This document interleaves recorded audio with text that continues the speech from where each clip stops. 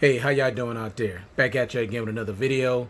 Today I'd like to do my first impressions of the Samsung Galaxy S20 Ultra.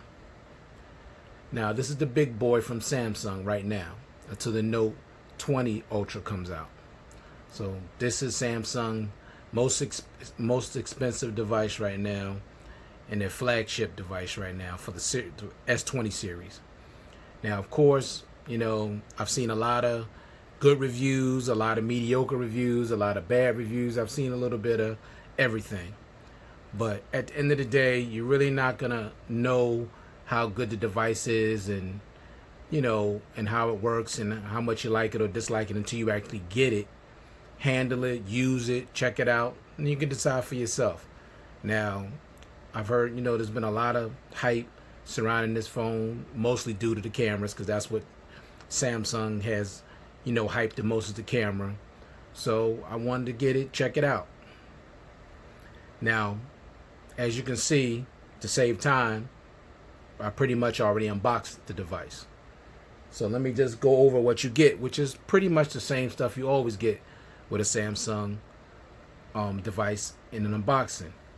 You're going to get your paperwork in here, which is SIM ejection tool.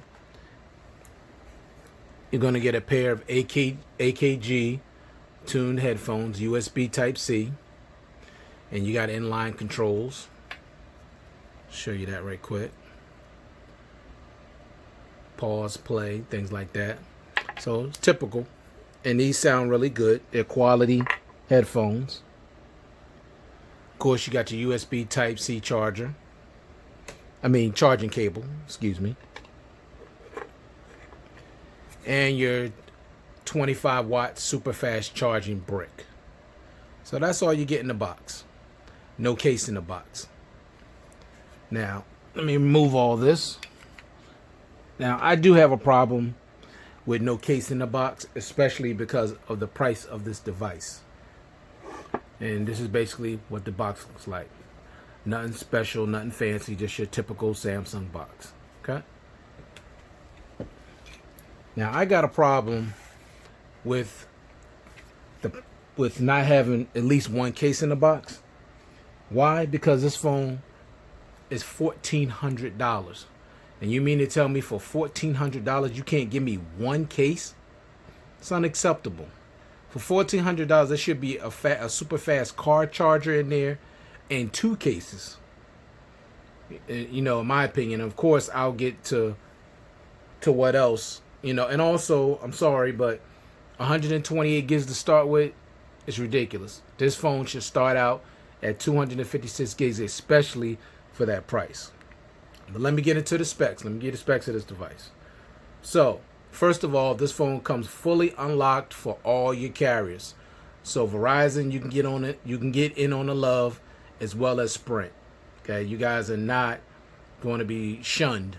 You can also get in on the goodness of this device if you so choose. The price for this device when it was released, and like I just said, was $1,400.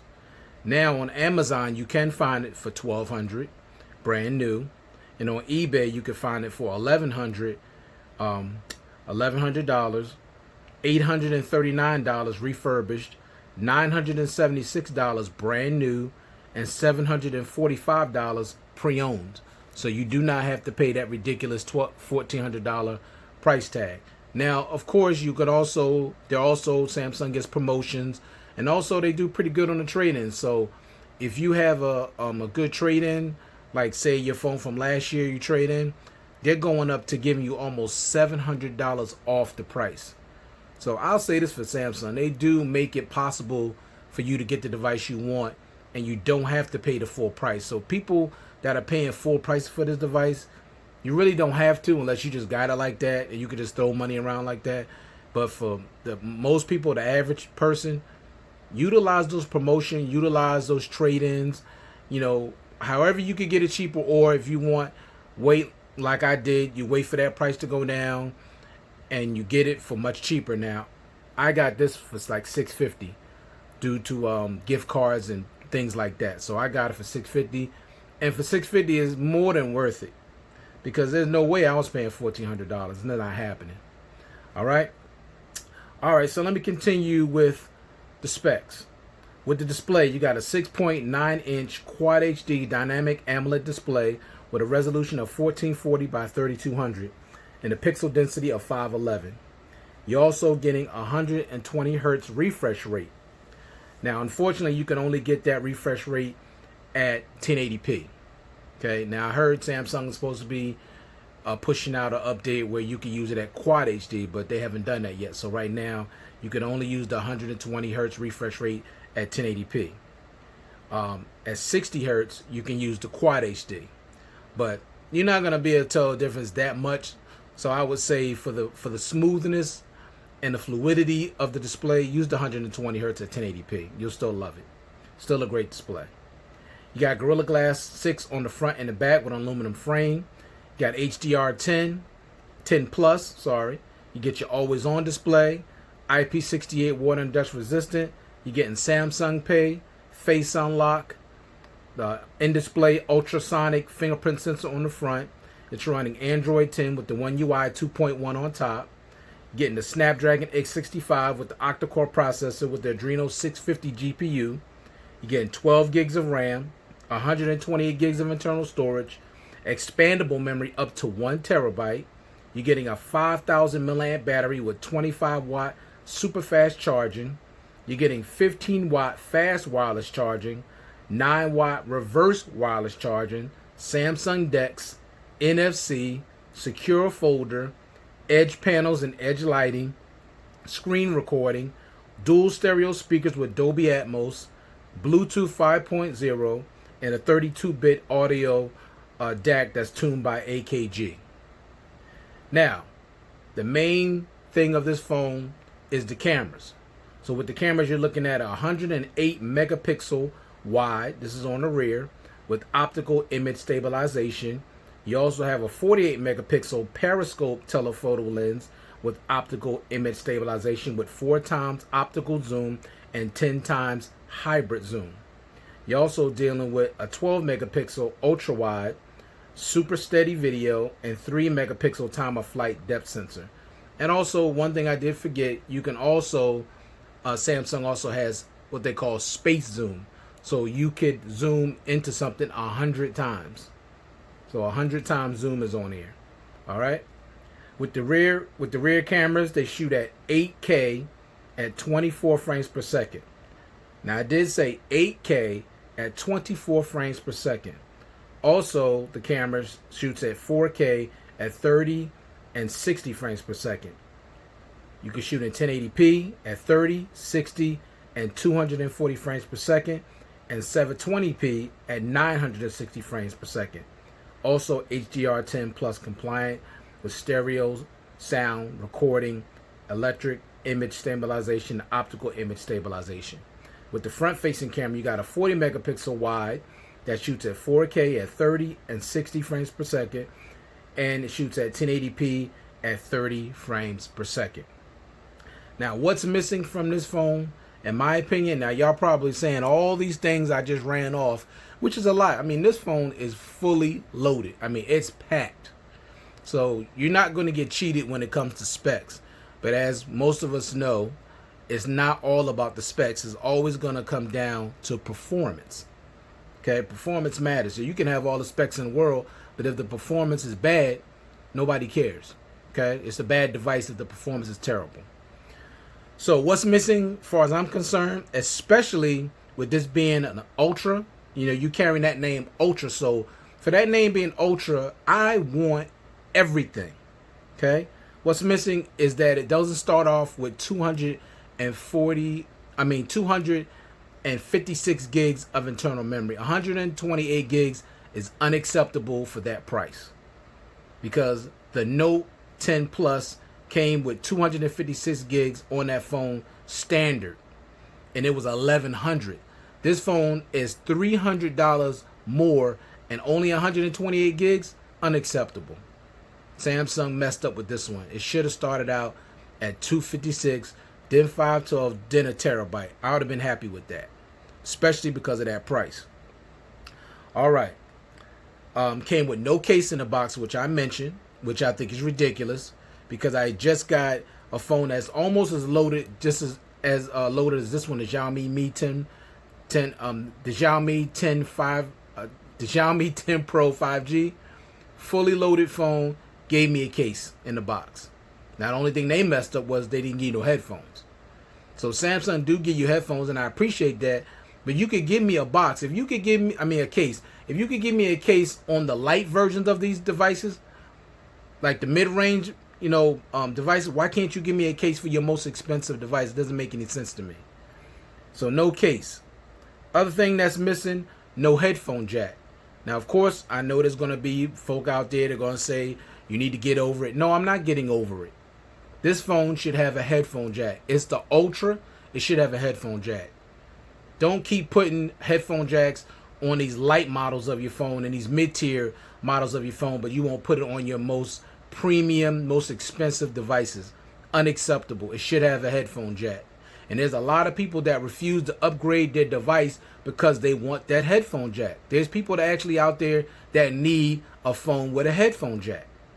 Okay, everybody is not full-blown Bluetooth. Now, I use Bluetooth as well, but there are times when I want to plug my headphones in using a wired connection. Okay? Next thing, no IR blaster. Now, I've been harping about this, and so has Flossie Carter for years, that Samsung need to bring the IR blaster back. It's something they had. The last time they had it in was their Note 4.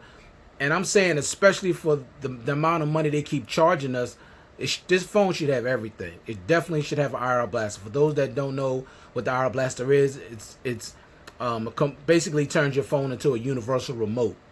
So you could basically power your TV and anything with a sensor on it, like your air conditioning, your stereo, anything. Okay, I love that. The Xiaomi Mi 10 Pro that I just got has an IR blaster on it. Huawei still puts IR blasters on their devices. Samsung can do the same thing, and they were one of the pioneers with the IR blaster. Them and LG, they need to bring that back. Next thing, no iris sensor. Now, I know since the Note 9, the iris sensor went away, especially because they want to do this, this one little teeny punch hole at the top of the phone. Now, I wish it was some way they can combine the camera with the iris sensor. I'd rather have that than the face unlock, because the iris sensor is going to be a lot more secure than face unlock. Now, face unlock is okay, but it's not as secure as the iris sensor, and I missed that. That was on the Note 9, and that's what made the Note 9 such a complete device, because it had no compromises. Next and last thing, no heart rate monitor. Now, I know for most they're going to say, heart rate monitor, are you kidding? Yes, heart rate monitor. That was on the Note 9.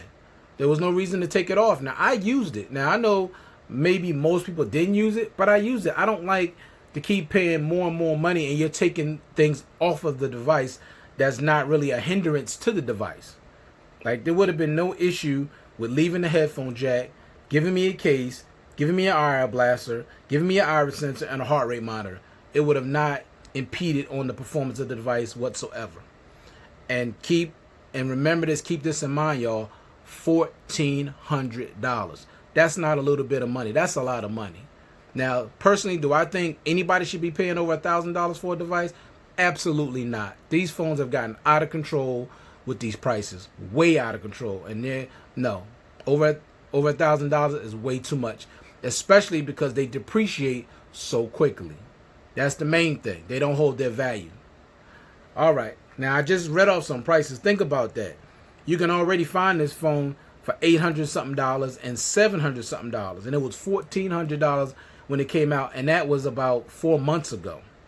So look how much it already depreciated. So it's not worth $1,400. It's not.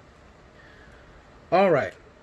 So as you can see, I already pretty much unboxed it. I already got the phone set up. Just give you a good look at it.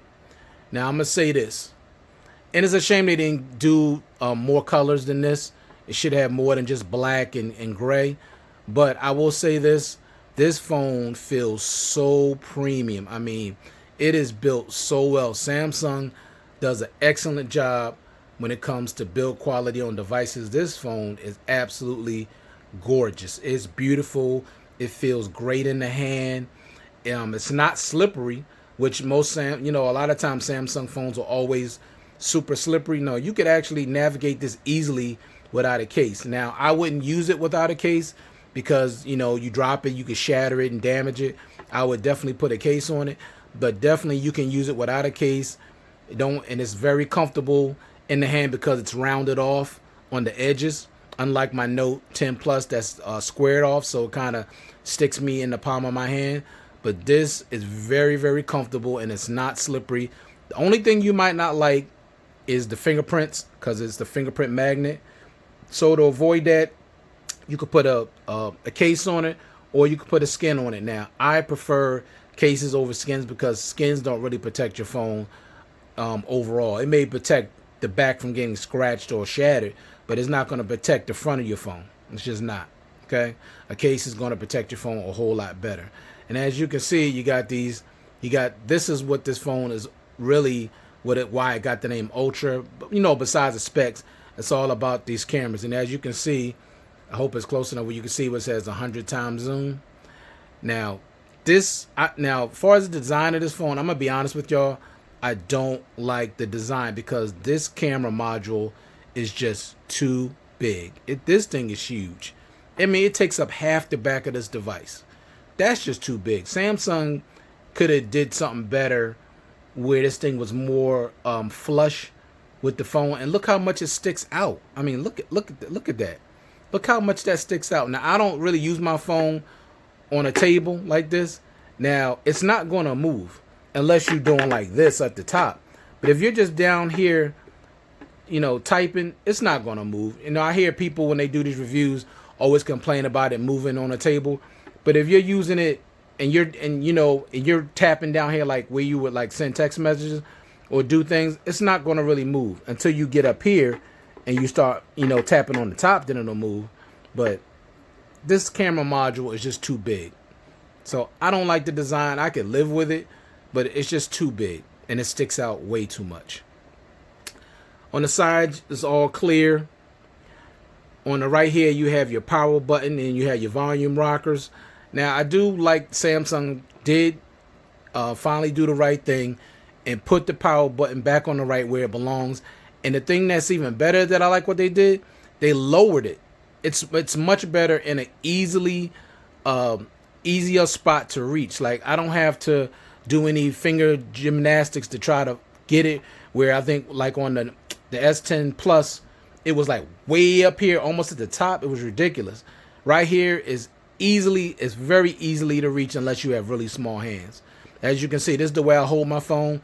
Power button is right here where my thumb is at. So it's very, very easy to reach. Kudos to Samsung.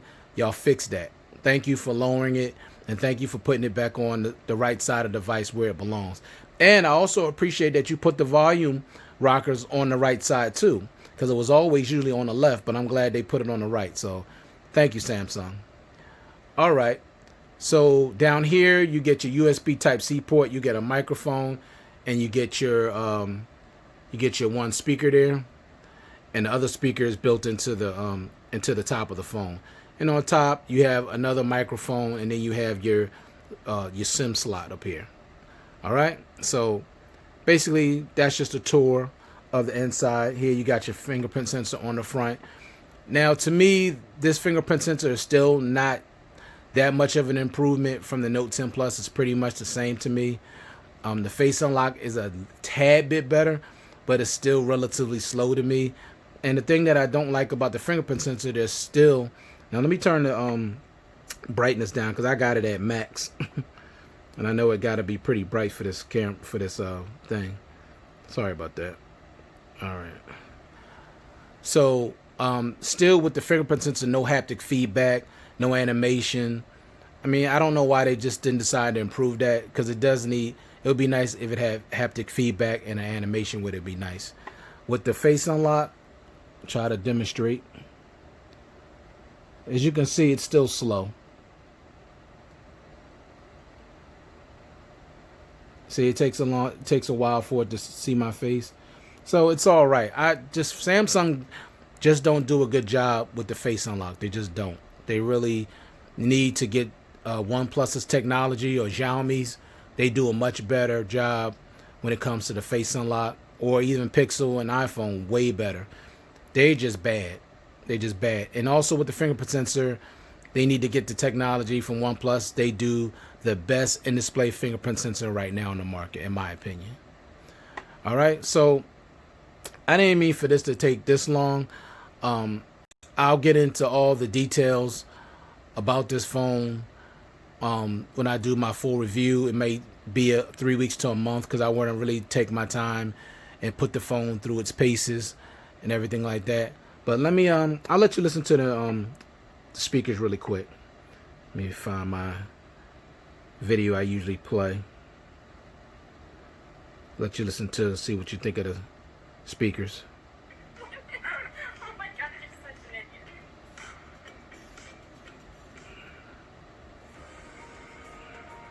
I hate these ads. It's so annoying. Apologize for that. Alright, turn it all the way up.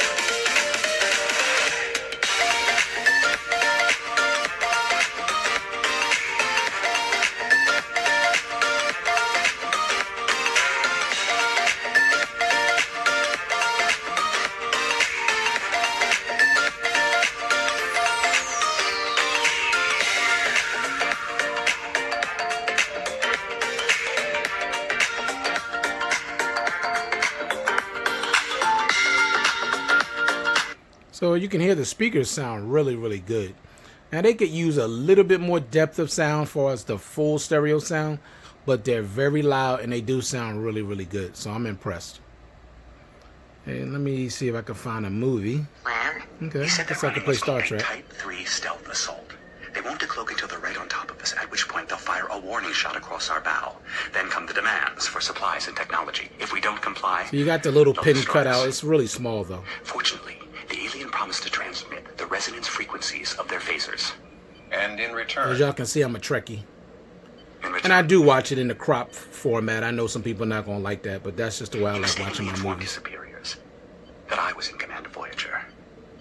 To keep himself from being demoted, So when I do my full review, I'll do a movie with a little more action.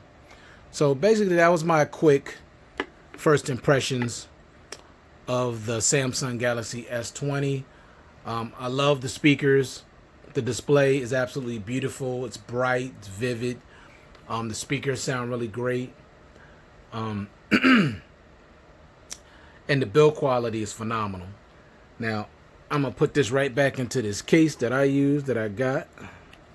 And if y'all want to know about this case, I'll put it in the I'll put the description. I'll put it in the description, but I love this case. You're going to get maximum protection with this case, as you can see. I mean, and it's got a nice grip to it. All the buttons are easy to get to. You got all your ports are open. I mean, you get maximum protection on the edges. I mean, this is just a beast of a case. I love this case. Love it. Easy to grip, and you got a kickstand on the back. It comes out like this. Now, if you snap it into place like that, you can stand the phone up like that. So that's cool. I love that. And then, of course, put it like that, and you can watch it in landscape. So I like this case.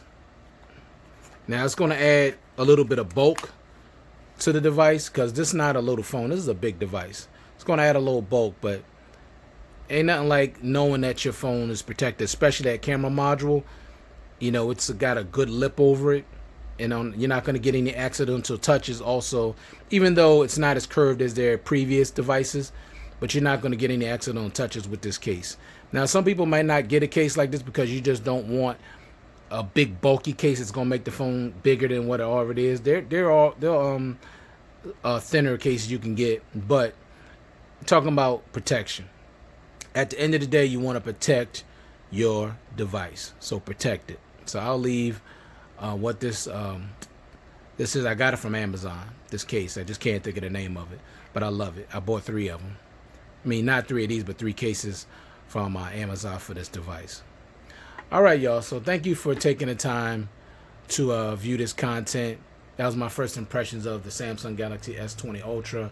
I'm gonna take my time with this and use the video, take a lot of photos, and use all the different modes, the 108 megapixels, the 100 times zoom. Even though I've used it a little bit, but I'm gonna use it some more and let you guys see what I think of it. Now I'm gonna be honest with you. I don't buy phones primarily for the camera. I don't. I know some people do, and you can only expect to get so much from a phone. At the end of the day, this is not a DLR camera. It's a phone.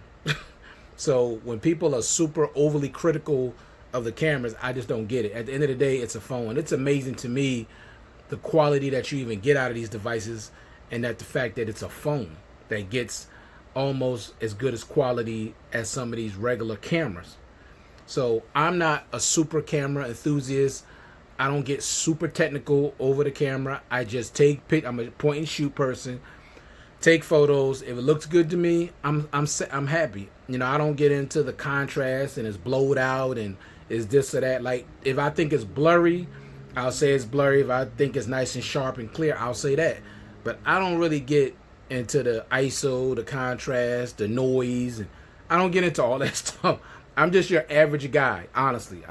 And I don't really take a whole lot of photos. Now I'm more of a photo person when, say, if I'm out on vacation with my wife and my family, or if I'm with a family gathering, I'll take a bunch of pictures. But other than that, I don't really take a lot of photos at all. I really don't. So I want the camera to be good, but it doesn't have to be the best camera on the planet for me. I just don't buy phones for that primary reason. Now, I know some people do. For some people, it's all about that camera, but not so much me. So thanks again for taking the time to view this content. Thank you to all my subscribers out there. I do appreciate you. And I'll be getting back to you guys soon with my review for the Samsung Galaxy S20 Ultra. And of course, after I do my full review on this device, I'm going to compare it to my Note 10 Plus and other devices that I have to see how it stacks up. All right, so I hope you guys out there are staying safe, and I hope you guys having a great holiday, and I'll see you guys in the next one. Peace.